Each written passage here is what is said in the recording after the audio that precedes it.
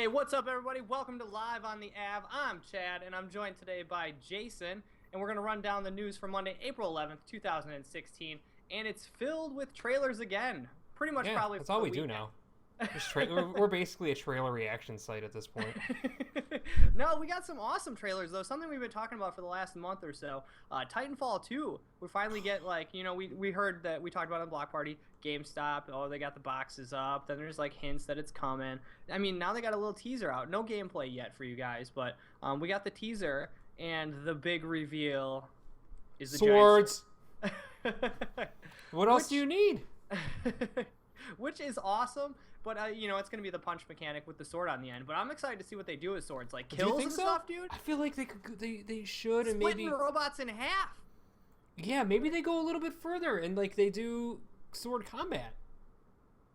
Maybe it's like a mechanic. Like, you swing and they can block. Like... Oh, yeah, I see what you're saying. Like, so you could parry, and then technically you could swing back. Faster than you would get, a little rebound. It's all hypothetical right now, but all we know is swords. The full review is not coming till June 12th, I believe. Then we'll get to the full laydown of what's happening. But... So are you thinking June 12th hits, we get a fucking gameplay teaser, and then there's hey, November, we got Titanfall 2. That's what I'm thinking. Oh, Titanfall 2 is coming out this holiday. There's no question. Yeah. I know. I love how I covered it, and I was earlier this year, and they were like, no, it's coming out, 2017, we're thinking. Trying to lowball it, dude. I think we're in for a treat, dude. Yeah, it's coming this fall. No question. No. And you know what else is coming this fall? Titanfall Tuesday. It'll be. Dude, we've never stopped. We're the only website on the internet that has continued to run Titanfall Tuesday since Titanfall's debut. We also got another trailer today for Gears of War 4, the Tomorrow trailer. Kind of trying to hit the notes of, back in the day when they'd released it in the theater and it had the music playing. The Mad World trailer. They kind of done this for everyone now. This is their thing. It's the greatest thing to me.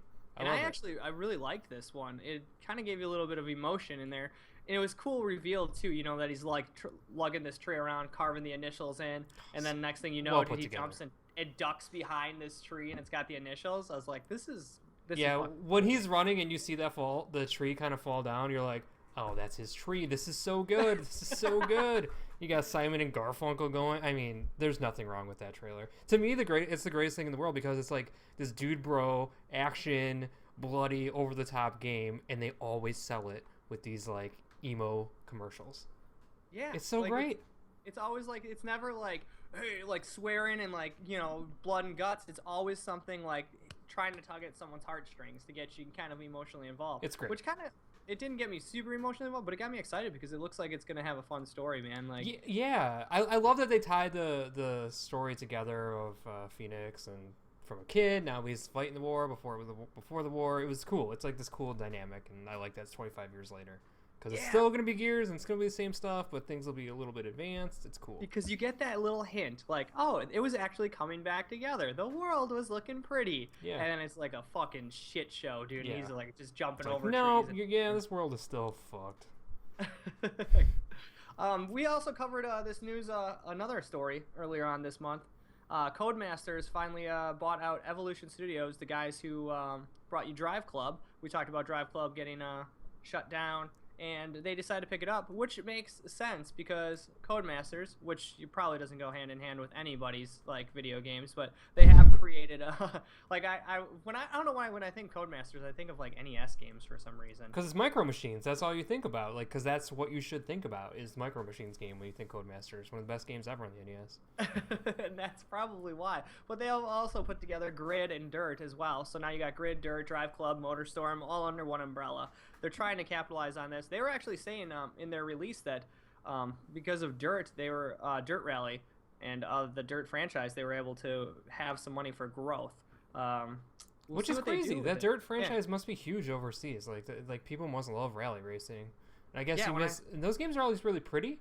So you already have you have this cool tech, that cool tech. Get everybody together. Maybe they stop making these simulation racing games that I don't like at all and make something super fun like a MotorStorm.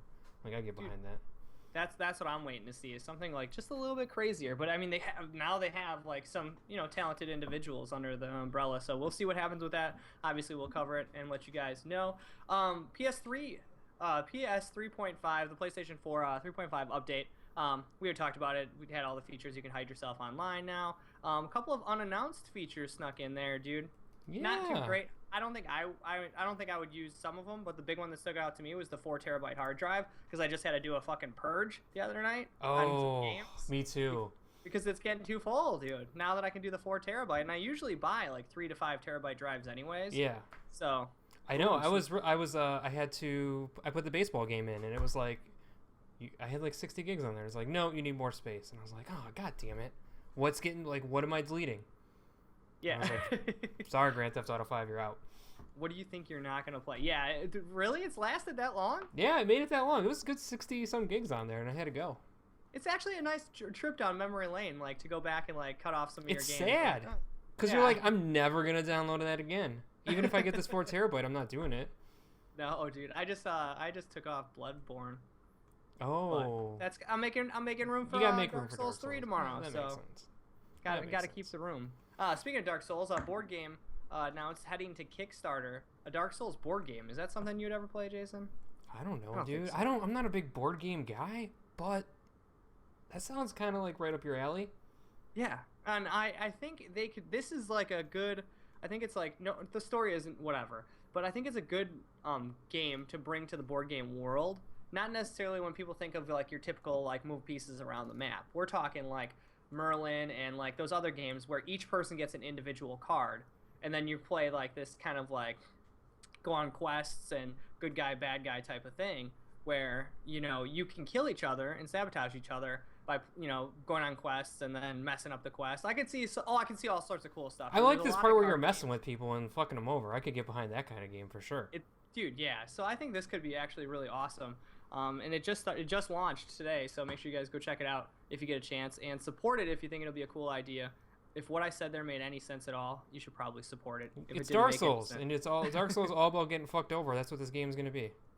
Yes, dude, exactly. You want to fuck over your friends and do it. Dark Souls board game is gonna print money. There's no question.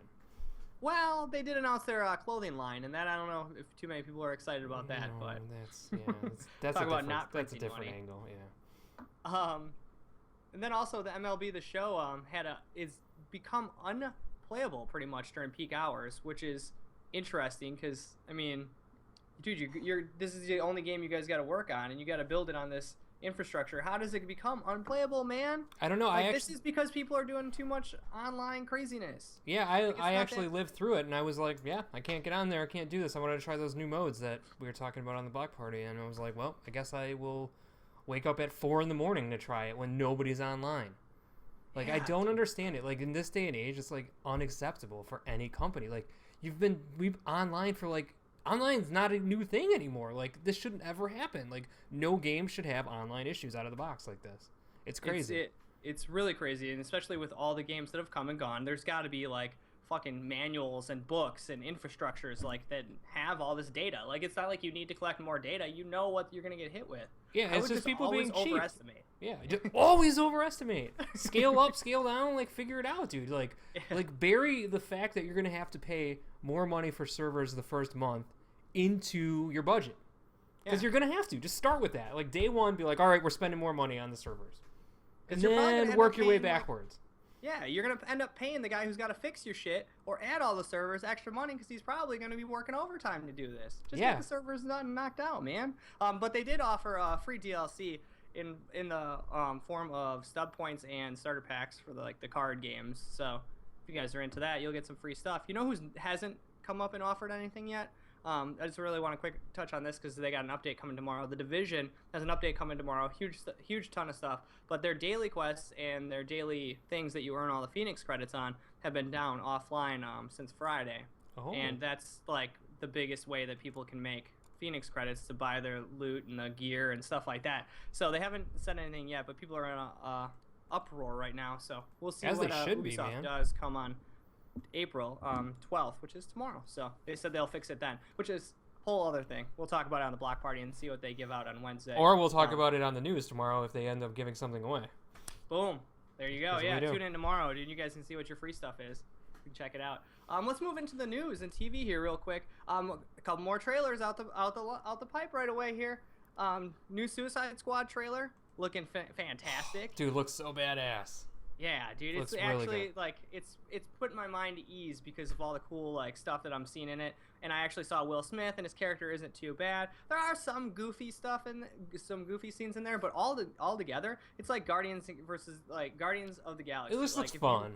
Yeah, dude, it's gonna be a fun, fucking action-packed, insane movie. There's gonna be shit all over the place, dude. Yeah, if you could put the Batman versus Superman stuff behind you and just focus on like just going to the movies and having a good time, I have a feeling that this is gonna be like the fun part of that world. Like Guardians of the Galaxy is the weird, offbeat, fun part of the Marvel stuff. Maybe it's not. I mean, maybe all these stuff is gonna tie back to the other movies in like bigger ways, like Harley Quinn and Croc and all these people are gonna show up in all the other movies. But I don't know. I don't think they're gonna play as bigger roles. This is just gonna be like this weird series for them. But yeah, unless they do another Suicide Squad movie, I think you're right. They might do like one-offs every once in a while, but I don't think this is in the bigger DC arc unless it kicks ass at the box office. But yeah, because I don't. Yeah, it's cool. We'll talk about it more on Adapted this week because I know Tristan has a lot to say about it. And Guardians of the Galaxy is starting to play its way into the Avengers and stuff like that potentially in the next cycle. So eventually maybe this could, but I don't think that's their plan from the beginning. It's Justice League, right? Like Justice League, Batman, Superman. Is their focus? Those couple of offshoots. So make sure you guys check out Adapted this week. It'll be playing right after the block party on Wednesday, so around 8:30 Central Time. Check it out. Tristan will have all the insight on it, and he'll get you guys caught up to speed on what's going on in the DC world. Also, we had a new Fantastic Beasts trailer that came out, finally showing a little bit more of what we can expect in the realm. But Sweener had made a question if this would pull him into the Harry Potter world, and I kind of fought back and said, I don't think so. I don't know. It's really hard to tell where they're going with this right now. You don't see a lot of those things you're used to seeing in the Harry Potter universe yet. They started to tease a little bit. Like you had the ladies in the kitchen using their wands to make the dinner and stuff like that. I got that same question actually from someone if this would like pull them into the Harry Potter universe, and I was like, I don't know. Maybe. Yeah. I don't know. It's a tough sell because it's coming from an area that isn't like. Yeah, you don't have the kids anymore, so maybe that was a drawback for for people that weren't into it. Like, oh, it seems like a teen. It's still gonna be a teen movie, but I mean, it's gonna be. I'm just hoping they unveil a lot more of the creatures because that's a huge part of And it seems like they're going down creature. Dude, when he started opening it up out of his shirt, and I was like, oh, give it to me. And there's a lot of teases. So it's gonna be awesome. It's gonna be super cool. It's a Chad tease, dude. I'm super excited for it. So make sure you guys check that out. And, dude, one more thing. CW is going to bring back Mad TV, Jason. Dude, your favorite comic as a kid. Do you remember when you had all the Mad TV, or the Mad, isn't it the same thing? I had all the Mad magazines. I mean, Mad Magazine was great. It was cutting edge humor as a kid. Do you know I was in an airport and I saw a kid with one and I was like, I didn't know that was still a thing. And it had like Donald Trump dressed up as the Mad character. I had no idea they still made those either, dude. No clue. But Mad TV I thought Mad TV at the time, like there was times I'd watch it and I thought it was really funny. They had like the UPS guy, Ms. Wong. There's like a bunch of different characters that were like pretty good. Yeah. I just liked the art inside that book for some reason. It was like really weird and like similar to Garbage Pail. I liked when they would do the WWF ones, like Hulk Hogan or something. Like they would have like a weird wrestlers in it. And yeah, I think that's how I started getting into it, is because I saw the wrestlers. But anyway, CW is going to be bringing that back, and they're bringing back a version of Whose Line Is It Anyways, which I'm a huge fan of. So I think they go together pretty well. Yeah. So Mad TV's coming back, dude. And I think, dude, real quick before we hop out of here today, I think Mad TV is going to be good as long as it's in a good time slot to challenge Saturday Night Live, dude. I feel like Saturday Night Live can get stale, dude. I don't think Mad TV is going to be like a normal like 8 to 9 CW because I don't think they have the airtime past that. Gotcha. So I'm assuming it's going to be like Thursday night between 8 and 9 or something. I don't know. I can't say. But when it was on Fox, they used to go head to head with Saturday Night Live. They had the battles, and it made good competition. I don't know if you've watched SNL lately, but this has been like kind of a renaissance for SNL. I think the last year and a half or something. It's much better than it used to be. Dude. It's getting a lot better. The cast is coming together. And do you have? Hate to put you on the spot, man, but I want to touch a little sports here. UFC Fight Night. Chad had a shitty record, 1-4. Dude, Chad has a lot of shitty records lately. What happens, dude? You talked about this before. Sweener went 1-4 too, and I think I've if you guys are following us on the UFC fights, make sure you guys are picking for Jason. Don't follow me and Sweener. We pick with the heart still. We pick with who we want to see win, and it's funny because I don't know. Does Sweener? Because Sweener seems like he's gonna throw a left in the third round, and then he's gonna grab him and he's gonna fish hook him and he's gonna break his ankle. Like he's like legit, dude. And it never works out, dude. Never And I was works. gonna say that, man. No matter how analytical you get, dude, the fight game is so crazy. You never know what's gonna happen. So, Yeah, no, like I'm starting out hot, dude. I'm like at like 68% right, but that's not gonna last. Oh, dude, it's going down this weekend. We have another one for you guys. UFC Fight Night predictions coming out this Saturday, so make sure you guys check AlecToNav.com. Thank you guys so much for joining us live on the AV today, and we're here every day, so make sure you check back every day and join us with any questions you guys got or news that you got. Make sure you let us know, and we'll get that on here. Thank you, Jason, for joining me, and we'll see you guys tomorrow. Bye, everybody.